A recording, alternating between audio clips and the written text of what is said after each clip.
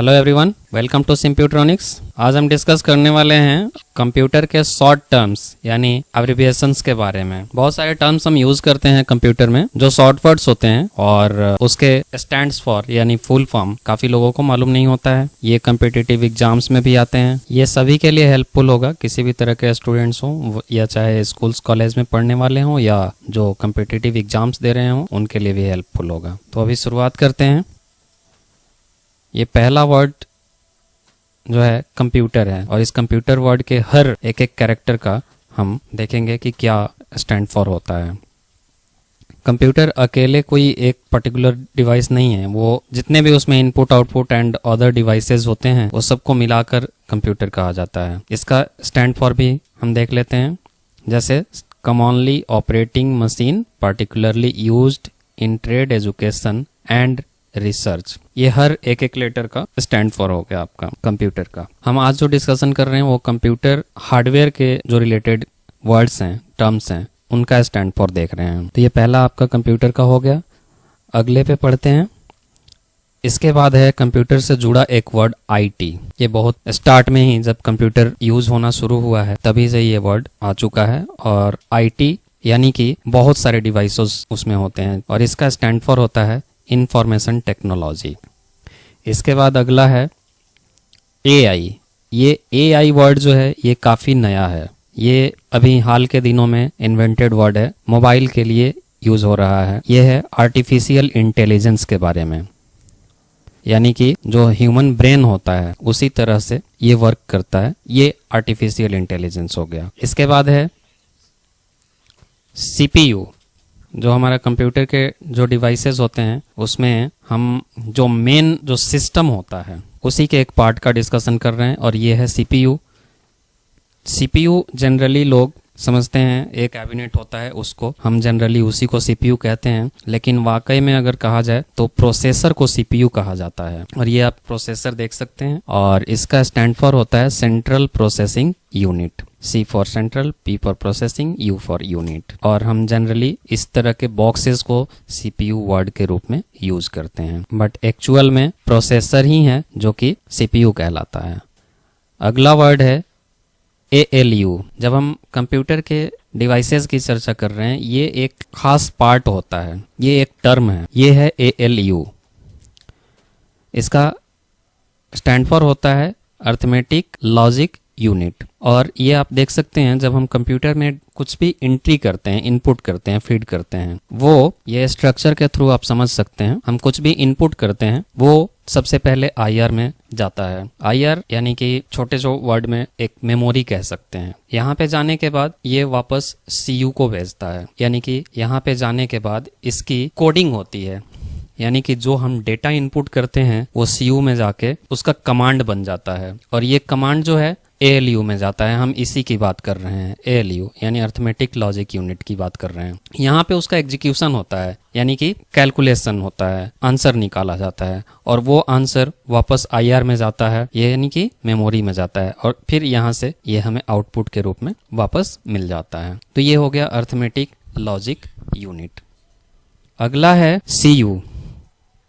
ये भी एक टर्म यूज किया जाता है, यह है कंट्रोल यूनिट, जो कि हम इससे पिछले ग्राफ में देख रहे थे। यहाँ पे आप देखेंगे मैंने अभी इसको हाईलाइट किया हुआ है रेड में, CU कंट्रोल यूनिट। जैसा मैं आपको ऑलरेडी एक्सप्लेन कर चुका हूँ कि इनपुट करते हैं IR में जाता है, कंट्रोल यूनिट का काम होता है उसको कमांड के रूप में कन्वर्ट करना और फिर उसके बाद ALU में जाके उसका एग्जीक्यूशन होता है, यानी रिजल्ट निकलता है और वो रिजल्ट वापस IR में आता है और फिर आउटपुट में जाता है।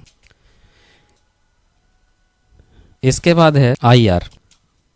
इसको इंटरनल रजिस्टर्स या इंस्ट्रक्शन रजिस्टर भी कहते हैं। सिंपली जब हम इंस्ट्रक्शन रजिस्टर की अगर बात करें तो वो तो कंट्रोल यूनिट का पार्ट होता है, बट इंटरनल रजिस्टर्स की बात करें तो ये मेमोरी का पार्ट होता है, यानी कि कंप्यूटर में जो भी स्टोरेज यूनिट होते हैं उसका पार्ट है ये। इसके आगे है अगला, हम स्टोरेज की जब डिस्कशन कर रहे हैं तो ये है आपका FDD, यानी कि FDD यानी फ्लॉपी डिस्क ड्राइव। अर्लियर जो हमारा स्टोरेज यूनिट था फ्लॉपी डिस्क्स यूज होते थे, जिनमें कि हम डेटा स्टोर करके पोर्टेबली मतलब कहीं पे भी डेटा को कैरी करके ले जा सकते थे। फ्लॉपी डिस्क के द्वारा। फ्लॉपी डिस्क डिफरेंट साइज और कैपेसिटी में आते हैं। स्टार्ट में 8 इंच का फ्लॉपी डिस्क आता था, फिर 5.25 इंच का, उसके बाद फिर 3.5 इंच का। कैपेसिटी सबकी धीरे धीरे बढ़ती गई। 8 इंच वाले की कैपेसिटी बहुत कम थी, उससे थोड़ी ज़्यादा हो गई 5.25 इंच वाले की, और सबसे ज़्यादा कैपेसिटी के मामले में हम 3.5 इंच की जो फ्लॉपी थी उसमें होती थी 1.44 MB। इसी तरह से अगला एक स्टोरेज डिवाइस है HDD यानी हार्ड डिस्क ड्राइव। ये आप देखें, बाहर से हार्ड डिस्क आपको इस तरह का दिखता है, लेकिन हार्ड डिस्क को अगर ओपन किया जाए तो ये इस तरह से कुछ दिखेगा। इसमें हेड्स होते हैं, सेक्टर्स होते हैं, ट्रैक, और स्पिंडल के थ्रू वो उसको रिकॉग्नाइज करता है। इसके बाद है स्टोरेज यूनिट में ही CDD यानी CD सिंपली आप जानते हैं, काफ़ी पॉपुलर स्टोरेज यूनिट है। फ्लॉपी डिस्क जब आउटडेटेड यानी कि उसकी कैपेसिटी फिर भी बहुत कम होती थी, तो CD उसके बाद यूज़ में आया, यानी कि हम डेटा को कहीं एक जगह से दूसरे जगह आसानी से ले जा सकें, उसके लिए हम CD या DVD यूज़ कर रहे होते हैं। अभी भी यूज़ होता है। फ्लॉपी तो बिल्कुल ख़त्म हो चुका है, बट CD का हम आज भी यूज़ करते हैं। ये है compact disc drive. Compact disc और उसका ड्राइव, इसको हम ऑप्टिकल डिस्क ड्राइव भी कहते हैं, यानी ऑप्टिकल डेटा स्टोरेज यूनिट। इसके अगला है DVD, जिसकी बात हम अभी कर ही रहे थे, यानी ये सेम ही चीज़ है जैसे हमने ऑप्टिकल डिस्क की बात करी, वही चीज़ है, लेकिन इसका जो स्टैंड फॉर होता है वो होता है डिजिटल वर्सेटाइल डिस्क, यानी कि इसको हम मल्टीपल फंक्शंस के लिए यूज कर सकते हैं, इसलिए इसको वर्सेटाइल डिस्क कहा जाता है।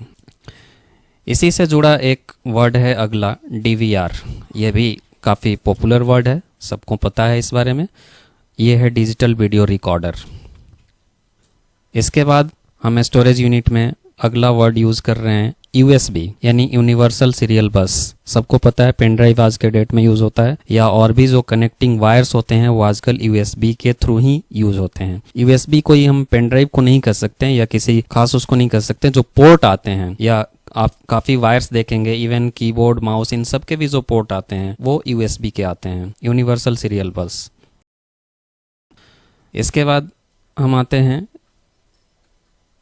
रैम। कंप्यूटर में यूज़ होने वाला एक अलग तरह का कंपोनेंट है, चिप है, जो एक स्टोरेज यूनिट ही है, लेकिन ये वर्चुअल स्टोरेज यूनिट है। रैंडम एक्सेस मेमोरी, इसमें वर्चुअली डेटा स्टोर होता है, जो कि हम कभी बाद में कंप्यूटर को स्टार्ट करने के बाद हम यूज़ नहीं कर पाते हैं, यानी जो हम डेटा कंप्यूटर में काम कर रहे होते हैं तभी तक एक्सेस कर सकते हैं। इन सब के बारे में मैं डिटेल में अलग भी डिस्कस करूंगा, अगर आप लोग कमेंट करें इसके बारे में तो रैम को डिटेल में डिस्कस करूंगा। इनके टाइप्स भी होते हैं, कई तरह के रैम होते हैं, वो सब मैं अलग से डिटेल में बताऊंगा। इसी तरह का एक डिवाइस अगला है रोम, यानी रीड ओनली मेमोरी। इसको हम एक्सेस कर सकते हैं, कभी भी एक्सेस कर सकते हैं। ये चिप के रूप में आपके बोर्ड पर लगा हुआ होता है, और इसमें प्रोग्राम ऑलरेडी किया हुआ होता है, यानी इसमें प्रोग्राम डला हुआ होता है, इंस्ट्रक्शंस डले हुए होते हैं, उसके हिसाब से कंप्यूटर आपका चलता है। इसको हम कहते हैं रीड ओनली मेमोरी, क्योंकि ये ऑलरेडी प्रोग्राम्ड होता है। नेक्स्ट है CRT। हम आ गए अब डिस्प्ले यूनिट्स के बारे में। CRT कैथोड रे ट्यूब, ये काफ़ी जाना पहचाना चीज़ है। टीवी भी इस तरह के होते हैं, और जो पुराने डिस्प्ले यूनिट्स होते थे वो भी सेम इसी तरह के होते हैं, कैथोड रे ट्यूब। नेक्स्ट है डिस्प्ले से ही रिलेटेड LCD, यानी कि ऐसा डिवाइस जो बिल्कुल पहले के अपेक्षा जो डिस्प्ले यूनिट था उससे काफ़ी अलग हो गया। इसको हम स्टैंड फॉर के रूप में लिक्विड क्रिस्टल डिस्प्ले बोलते हैं, कि अगर आप LCD के मॉनिटर, या आप देखेंगे पुराने जो टच स्क्रीन फ़ोन होते हैं उनमें भी LCD स्क्रीन यूज़ होते हैं, उनके स्क्रीन पर अगर आप प्रेस करेंगे ज़ोर से तो ऐसा लगता है कि इसके अंदर कुछ लिक्विड है। इस तरह के ये डिवाइसेस भी इसमें होते हैं। अगला है इसी डिस्प्ले से, क्योंकि डिस्प्ले काफ़ी बदलता गया है, उसमें ये है LED, यानी ये कोई LED जो है टेक्नोलॉजी चेंज है, मतलब डिस्प्ले करने का टेक्नोलॉजी अलग हो गया। इसका स्टैंड फॉर होता है लाइट एमिटिंग डायोड। ये डायोड को ही अलग फॉर्म में दिया जाता है। ये आप देख सकते हैं सामने आपके स्क्रीन पर है, ये बहुत सारे डायोड्स लगे हुए हैं, और ये डायोड्स जब ग्लो करते हैं और इसके ऊपर से एक अलग से स्क्रीन लगता है तो वो ग्लो करता है। अब इसमें किसी भी तरीके से यूज किया जा सकता है। अलग अलग कलर के ये डायोड्स होते हैं वो इस्तेमाल किए जाते हैं। बल्ब जिसमें आप देखें, बल्ब में भी ये इसी तरह के डायोड यूज, आजकल जो एलईडी बल्ब यूज होते हैं, या फिर आप देखें बड़े बड़े स्क्रीन्स जो होते हैं। अगला है VGA। ये थोड़ा ओल्ड वर्ड है।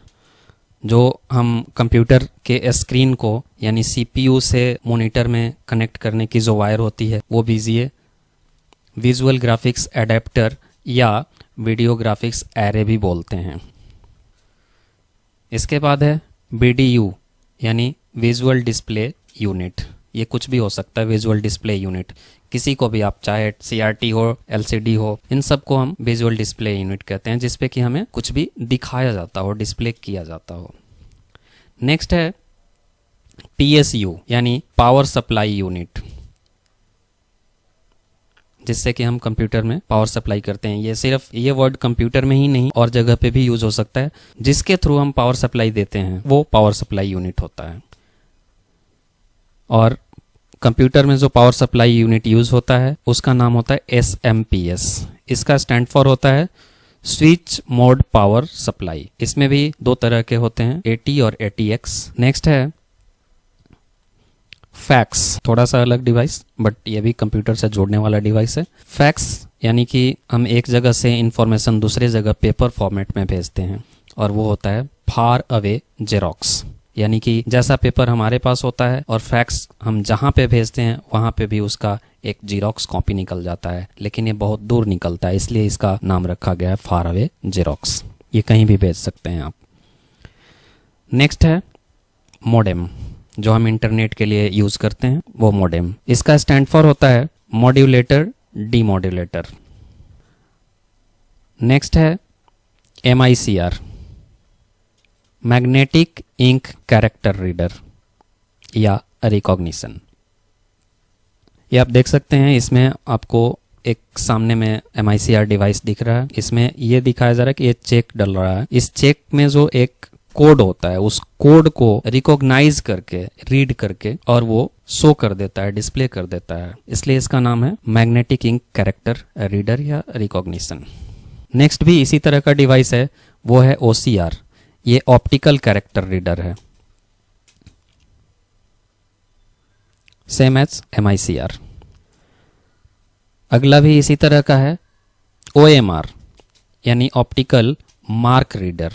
ये आप देखें, जो आपके सामने डिवाइस दिख रहा है इसमें एक पेपर लगा हुआ है। ये लगभग काफ़ी लोगों को पता होगा, जो हम कुछ एग्जाम्स देते हैं उसमें जो आंसर शीट होता है उस आंसर शीट पे हमें एक मार्किंग करनी होती है। आंसर का जो सही ऑप्शन होता है उसको, उस मार्किंग को ये रीड करता है, इसलिए इसका नाम ऑप्टिकल मार्क रिकॉग्निशन है। नेक्स्ट है PCI यानी कि कंप्यूटर में लगने वाला एक अलग डिवाइस या कंपोनेंट कह सकते हैं। पेरिफेरल कंपोनेंट इंटरकनेक्ट, यानी कि जब हमें कुछ एडिशनल डिवाइस लगाने की ज़रूरत होती है जितना कि हमें दिया गया होता है कंप्यूटर में। इस PCI को हम कहीं और भी यूज़ करते हैं, सिर्फ कंप्यूटर में ही नहीं और डिवाइसेस में भी यूज़ होता है। तो उसमें हम एडिशनल डिवाइसेस अगर लगाना चाहते हैं तो उसके लिए हमें PCI की ज़रूरत होती है। एक्स्ट्रा स्लॉट्स हमें मिलते हैं, ये आप PCI स्लॉट्स देख सकते हैं। और इसके अंदर जो कार्ड्स लगते हैं वो ये हैं, universal PCI card, PCI card भी सिंपली कह सकते हैं। इसके बाद बात आती है PCB। ये भी काफ़ी लोगों को पता होगा, PCB जाना हुआ नाम है। ये सर्किट है जो कि हम इसका स्टैंड फॉर कहते हैं प्रिंटेड सर्किट बोर्ड या बोर्ड। नेक्स्ट है IC इंटीग्रेटेड सर्किट, जो PCB यानी मदरबोर्ड में या और डिवाइसेस में भी इसका इस्तेमाल होता है। कंप्यूटर में IC का एक दूसरा जनरेशन भी यूज हुआ है और उसको कहते हैं VLSIC यानी very large scale integrated circuit. ये कुछ अलग जनरेशन ऑफ कंप्यूटर जब हम स्टडी करते हैं तो उसमें हमें इसके बारे में डिस्कस करने को मिलता है। नेक्स्ट है EDSAC। ये EDSAC एक प्रकार का कंप्यूटर डिवाइस है। ये जो अर्ली जनरेशन के जो कंप्यूटर होते हैं वो डिवाइसेस हैं ये, और इसका स्टैंड फॉर होता है electronic delay storage automatic calculator. ये 1947 से 1958 तक यूज हुआ है।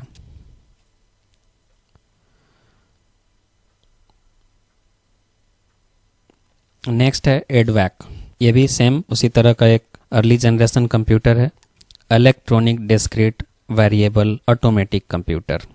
और इसी तरह का जो फर्स्ट इलेक्ट्रॉनिक कंप्यूटर है वो है एनिएक। इसका स्टैंड फॉर है electronic numeric integrator and calculator. और एक और है, ये है यूनिवैक, यूनिवर्सल ऑटोमेटिक कंप्यूटर या यूनिवर्सल नॉन इंटीग्रेटेड वैक्यूम, हम इसको दूसरे वर्ड्स में यूज कर सकते हैं। और इसको हम सिंपली मेन फ्रेम कंप्यूटर के नाम से भी जानते हैं। अगला वर्ड है बायोस, यानी बेसिक इनपुट आउटपुट सिस्टम, जिससे कि हमारे जो इनपुट आउटपुट डिवाइसेस कंट्रोल होते हैं और उसकी सेटिंग्स के लिए इस तरह के स्क्रीन्स हमें कंप्यूटर में देखने को मिलते हैं। इसके बाद है POST, power on self test. जब भी कंप्यूटर स्टार्ट होता है तो उसमें हमें देखने को मिलता है कि कंप्यूटर जो डिवाइसेस उसके साथ होते हैं उसको चेक करता है कि कौन से वर्किंग है और कौन काम नहीं कर रहा है, इसलिए इसको पावर ऑन सेल्फ टेस्ट बोलते हैं। इसके बाद है वर्ड, और ये लास्ट है इस वीडियो का, वो है बूट। जब भी कंप्यूटर स्टार्ट होता है उस प्रोसेस को हम बूट कहते हैं और इसको स्टैंड फॉर के रूप में जानते हैं हम बिल्ड ऑन ऑपरेट ट्रांसफर। तो आज के लिए इतना है, नेक्स्ट वीडियो में कुछ और वर्ड्स लेके आएंगे। तब तक के लिए चैनल को सब्सक्राइब कीजिए और लाइक कीजिए, शेयर कीजिए। Thank you, keep watching.